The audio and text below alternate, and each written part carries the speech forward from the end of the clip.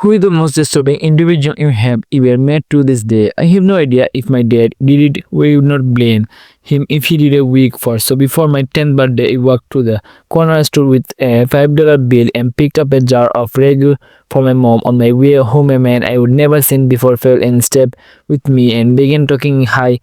He said cheerfully, my name is Dr. Ramsey. I'm a pediatrician. Do you know what a pediatrician?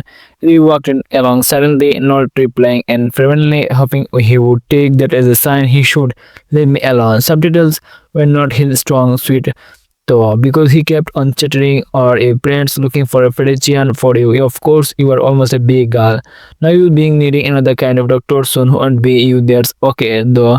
They can still bring you to me. Auntie them, what's your name? You beautiful hair. I was just on my way to get some suckers from the candy jar in my office.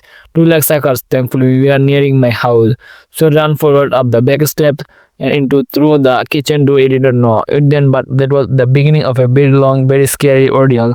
It did not take long after that for Dr. Ramsey to begin showing up at fast. It seemed mini enough at least to a kid. He would drive by nearly every day. And they smiling and waving. He told my mom, who said maybe it was on his way home from work, but then the phone calls began. My head dealt. My dad called me into the living room and sat me down. He asked about the day Dr. Ramsey flew me home and if I talked to him. He said there was no trouble, but that I needed to tell him the truth. I told him no, and he asked if I was sure. I told him no again, and he frowned. Then asked, then how does he know your name? I did not know. It turns out that was not all he knew. He knew my sister's name as well. Pretty soon, the phone he called several times a day. At first, neither of us knew what he was saying. Then one night, one of my brothers told us that he was telling my parents that he was going to hurt me. And later, my sister thing got complicated. After that, my dad had called the police, but as this was before there were any stalking, there was not a lot they could do. They told my parents to call back if he tried anything. My dad they called a friend of his from back in the day who happened to be a cop. For the next month, my dear friend escorted me to him from his school suddenly life, and then it came sketching to a halt. I could not walk to school alone. I could not play outside. I could not walk to 7 to 11 when access to me as was completely denying things escalated. It was around this time he began threatening my sister as well. Then one after my sister, two of my brothers, my mom, and we were all in the kitchen. One of my brothers saw a glimpse of someone in the grate. They would seen him too. Then Dr. Ramsey came bolting out of the garage. My brothers chasing after him. They ran all the way to Cherokee Park, where he lost them in the trees. My parents called the police again, but nothing came of it. The only information they had was a description and the fake name Dr. Ramsey. A couple of weeks later, we walked to find our dog hanging from the side porch. She was a gorgeous saddleback German Shepherd.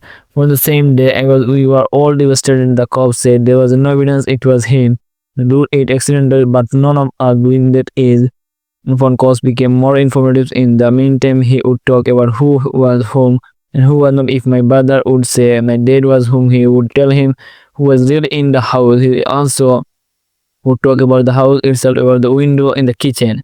He could easily open with the wedge from the outside, even when it was locked, and out about the French door that connected in the living room to the side porch. How the lock could be opened from the outside if you jiggle it just right. That night, my dad put in some carpenter nails at the bottom of the French doors until he could get a new lock order. My parents had to go to a company even for my dad's work my order. Brothers, we are at Saint West roller skating rink. My sister was on the phone with her best friend. My little brother was on the floor asleep. He was watching Endeavor on the midnight special with off. Jack, it was last suddenly. Suddenly the top of the French door swung landward in a few milliseconds.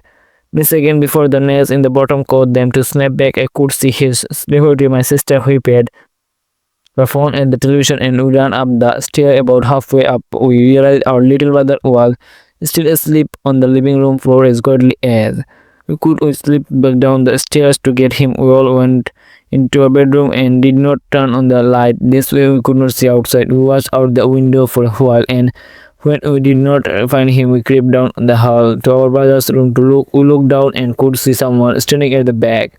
Rudy knocked loudly. What do you want? My sister asked. Out the window he stepped. Though I can see this, the Mercy residence. I have a pizza for delivery and Can you come to the door? Shook when she scoffed at him, declaring she was not stupid. She could see she did not have a pizza and she was calling the cops. He left a short while later. My brothers returned, whom we told them what happened, and they walked around the yard. Watching for him, they came back in and things settled down. By now, we would pretty much given up calling the cops because it never helped, so we just went back in.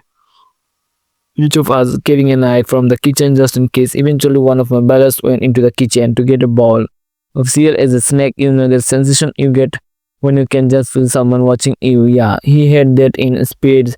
He kept looking around the kitchen, though the doorway into the dining room and the windows. He did not see anything, but he could still feel eyes on him, so he went closer to the door to try to see better. The kitchen lights were reflecting on the window of the wound on the door, so he still couldn't see. He stepped closer, then closer again, until he was right up to the door, then queued his hands on either side of his head, so he could see there on other side of the window pane. While Dr. Ramsey smiling back at him, he turned to yell for my older brother, and when he looked back again, he was gone.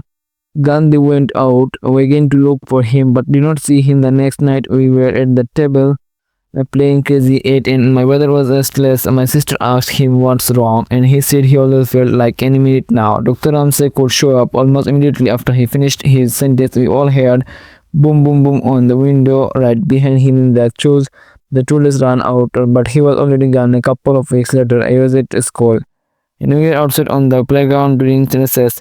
No swing upside down when I saw that the familiar blue full galaxy cruising by.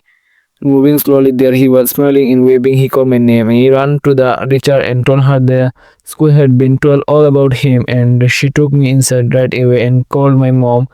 That same day, my mom had gotten a call from the school office asking her to verify that my dad was picking me up, as he called to say he was on his way. He was not long after that. I woke up one night thirsty. I went down to the kitchen for a drink. In there, sitting in the dark, was my dad. On the table had his 9mm.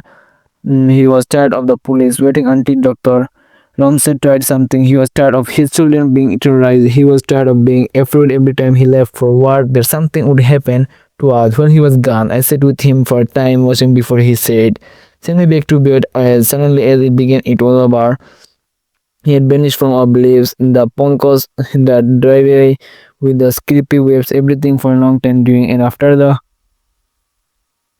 Dr. Ramsey days. I would have a recurring nightmare in which I would wake up to find him standing over me as I slept. It took a long time before I felt like a kid again. I found out years later that when he was calling, Dr. Ramsey would tell my parents that he was going to abuse and hurt me and my sister, and that there was nothing they could do about it. I don't know what happened to him when I disappeared. I don't know if he was in a car wreck, locked in prison, or in a coma. Sometimes I wonder if the wait ended for my dad when he was sitting in the darkened kitchen all night. I don't know, and I'm not sure I want to.